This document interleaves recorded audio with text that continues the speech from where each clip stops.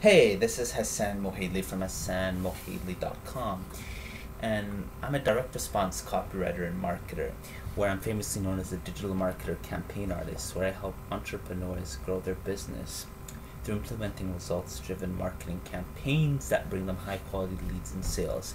Now, in this very special video that I wanted to share with you today, I want to share with you how to structure a kick-ass sales page so you remove copywriter's block forever. Now, the reason why this is so special is because two reasons. This is what I personally use when I'm structuring out my sales messages for my own private clients. Second reason is I often hear it from entrepreneurs like yourself that, Hassan, I struggle with starting out my sales message, or I don't know how to start. Or maybe other people that I've talked to, they have told me that, they have done all this research, they know what their guarantee is, they know where to, they have the testimonials, they have their offer, but they just don't know how to organize it on the page. So also, this 21-step process that I'm sharing with you will also help you organize kind of where to place all those important factors.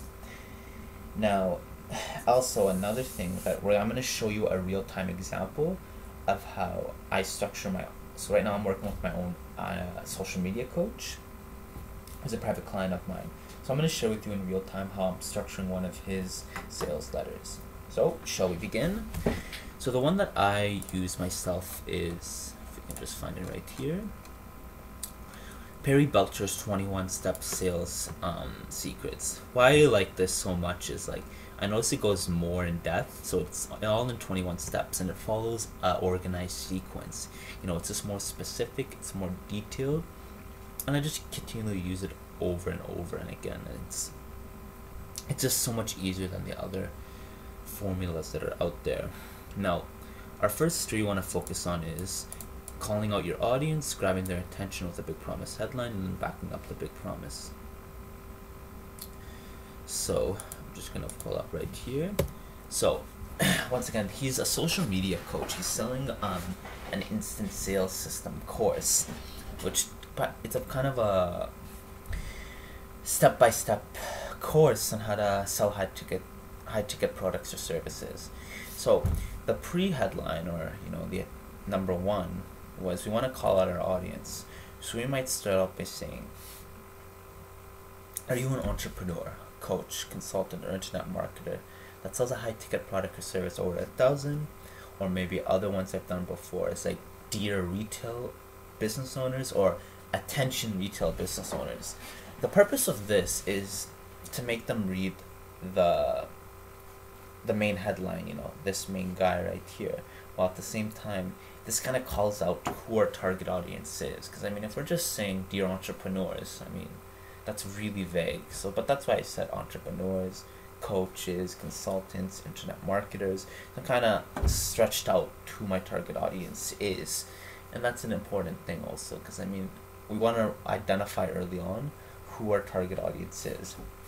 Now, for the main headline, introducing instant sales system, the go-to foundational high-ticket selling course, featuring some of North America's top-performing internet marketers who will take you through a step-by-step process on how to sell more, profit more, and build a Titan-level sales process. Now, this is the headline. I can spend hours talking about this, or I'm going to be shooting another video later on how to excuse me, how to write a powerful results-driven headline. But a quick rundown why the headline is so important is a favorite quote that I like by one of the world's greatest copywriters, Joseph Sugarman. He shares the purpose of the headline is to make our readers read the second headline, while the purpose of the purpose of the first headline is to make them read the first sentence, and the purpose of the first sentence is to make them read the second, and the purpose of the third is to make them read the fourth. So it just keeps going on and on. It's the ad for the ad. It really determines if the target prospects are gonna read the sales message or not. It's just that important. Now, second thing here was, I'm gonna skip through some of them actually quickly, because I really want to I want to cover them really main important parts, but I'm gonna link this page on the description below so you can quickly access it. So number 4th is one of my favorite one, is identify the problem by telling a story. Or you can just ask simple questions. So I'll tell you an example with this client I'm working with. So why we want to identify the problem early on is we want to identify the fears, the pains, the challenges, the struggles that our target prospects are going through. Because I found it from other sales letters, and I found why the majority of them fail is they don't really answer the struggles that the target prospects are going through. It doesn't identify, the challenges that they're going through. Because it's one thing to just, promise them, oh, we're going to help increase your sales, or we're going to help do this, or, blah, blah, blah, blah. But it's also important, they're mentioning the solution, but it's also important that we have to identify the problems, the challenges that they're going through, because prospects want to feel understood. They really want to feel understood. And I figured out why the majority of other sales letters have, succeeded, because they really helped, they identified who, what the pains that they're going through. So in my quick example, I usually start out with a question or a couple of questions. So how I would start is, maybe I might say, dear retail, maybe dear entrepreneurs, I'm just going very vague. Let me see. Does it seem like sales and leads come in spurts, causing you to constantly be in a state of hustling for business? Have you probably bought other expensive sales trainings or other expensive sales courses, but, you haven't implemented what you've learned, something like that. I'm just going something very rough. We want to, with the first couple sentences, that's why I just say it's really important. We want to ask the questions, something to do with their pain, something to do with their challenges that they're going through. Once again, we want to make them feel that they're understood. Number 5. Oh, another thing for number 4 is, I think it's really important to describe, that you also have to identify that you've been through what they've been through. So with the sales media coach that I'm writing for, so let's say his name is Alex. So while I ask those questions, I might answer by saying, if you answered yes to any of these questions, I know what you're going through. It wasn't too long ago when, where I struggled to, get more sales. I struggled to close sales. On average, I used to close only 1 to 2 sales per month. I hated selling. I didn't want to be too pushy. I didn't want to use too much hype. I was just too scared to sell. We really want to identify the that you've been through the problem. That you've been through the problem that they're going through. You want to add more salt to the wound. You really want to convey that, the pain that they've been through is good, but you've been through more pain, from them. That's what I would do. And then number 5 is just provide your solution. You provide your solution, and you would want to prove why your solution is so much more better than any other course in the market. So with this, my client, I will mention a couple of the main benefit points of his program. Probably his guarantee. I'll mention the guarantee. I'll mention his hook, kind of the hook or the promise, what they're gonna get out of the course. This is where we focus just on like the solution, what your solution is, and then what they will learn, why it's the best program, providing the hook, maybe closing more sales at higher prices in less time, boom, that gets, early on, that gets them to say, okay, wow, I want to continue reading the rest of the sales letter. Now, as we go through this, so numbers 7, 8, or 9, I usually like putting them together in a way. So for this one, I usually show them how easy it is to use the course. So with this page, with the sales letter that I'm writing for my private client, Alex, I would show them how easy it is to use the course. So usually what I mean by that is I'll show how it's divided into 4 or 5 main modules, and then I'll probably cover what each module covers. Module 1 covers about, the first module covers about how to be more productive or how to set goals, sales training goals. Module 2 talks about how to build a winning sales process, or how to build a sales team, or something like that. So I'd probably just explain the ease of the use of the program and how it's divided into 4 different modules. And then as we're going down, show the speed of results, show them how fast they'll be able to see the results. So probably with my client, I would say like, you're going to be able to close more sales in maybe, or something else would be like how to close 9 to 10 new clients a month or something, or how to, by you taking the sales sales course, something like that. Number 9 is Futurecast. One of my favorite is I'll explain how much better their life will be because of our solution. How much better their life will be. So I might say, imagine closing 9 to 10 new clients instead of the 1 or 2 that you used to. Imagine how you wouldn't be able to use, any pushy, or hypey sales tactics. I know I'm just inventing stuff right now. And then number 10, I would have to provide why we are the experts. Why do I deserve to talk? Why do I deserve to make all these claims? So this is one I would probably describe for my client Alex. I would feature his bio plus his credibility, why he's the expert in this, how he's been able to generate more sales and revenue using teaching this sales course, something like that.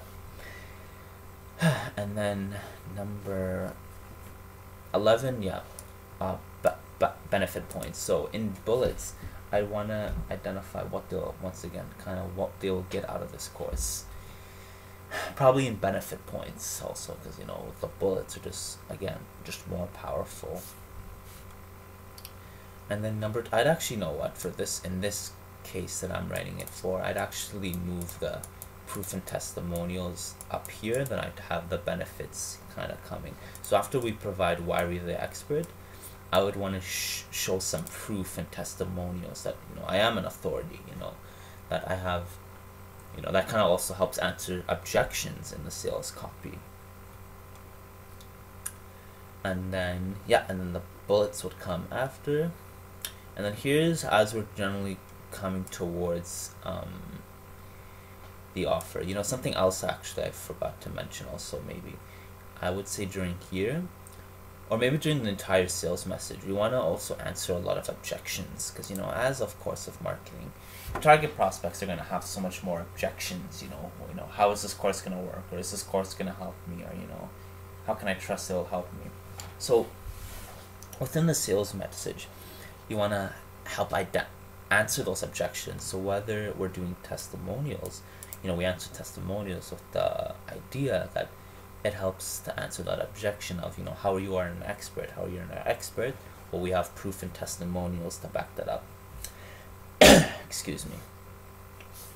So now as we're approaching the end of the page, this is when we start to make our offer in detail.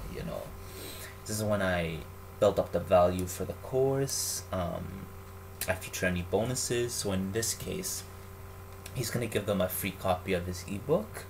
So I'll feature that in the close. And basically in the close of the thing. And then also we want to reveal our price. This is where we reveal the price for the sales letter. Once again, you're not obligated to reveal your price. I've seen other sales letter that they don't usually reveal their price. Usually they have an application process and then they reveal the price. And then we want to go through scarcity. So we got to understand if we're selling a high ticket course, and maybe for this example with my client, we're doing a limited time offer with a special price. So maybe with this we're having a special price discount for this. So we would say, right now this course is 50% off or something, or maybe it's 20% off, or maybe it's available for this price now, but coming to this date, it's going to increase. The reason why we want to do this is a lot of the times prospects procrastinate. They delay off things. So if we're able to take away all that power, take away all that scarcity from them, sorry, not scarcity, take away all that procrastination from them, we'll just get them to buy. We'll get them to buy right away. Actually, this is why we want to reveal our price. We want to reveal our if we're offering any special discounts or limited time offers. That's why we want to inject some scarcity into it, to kind of pressure them to buy, but good scarcity. Once again, give guarantees to remove reversal or all risk on their side. So for this client, we're letting them try the course for 30 days. So after 30 days, if they've taken the course, if they don't like it, they've noticed it's not bringing them back results, we give them a no questions asked money back guarantee for 30 days, or we're going to use it actually maybe for 60 days or something. But this just once again also helps answers objections. Once again, we give the guarantee to remove the risk and objections.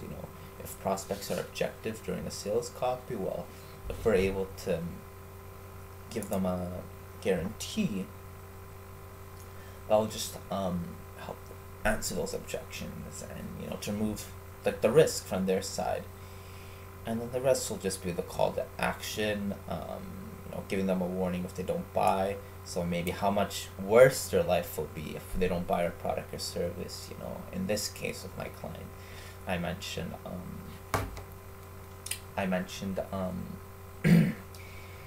sure, maybe you don't think this course is for you, but just imagine how much more potential sales are you going to lose out on, blah, blah, blah, blah. That's what I would do. So I didn't really feature a PS for this one because it's just different for this sales message. But the main idea of this is you're going to notice for each of your sales copies that you write, you might not need some aspects of it. But I'd strongly encourage you to feature as much as you can. But for some, I would understand. It might not feature a lot of these main secrets. So we're approaching the end of this video, and something I usually like to tell, if there's any additional videos you want me to share, if there's any principles on copywriting, marketing that you want me to share, feel free to leave a comment. Feel free to send me an email, and I'll be more than happy to share this video for you. Okay, to share any shoot any new videos for you. All right, thank you very much.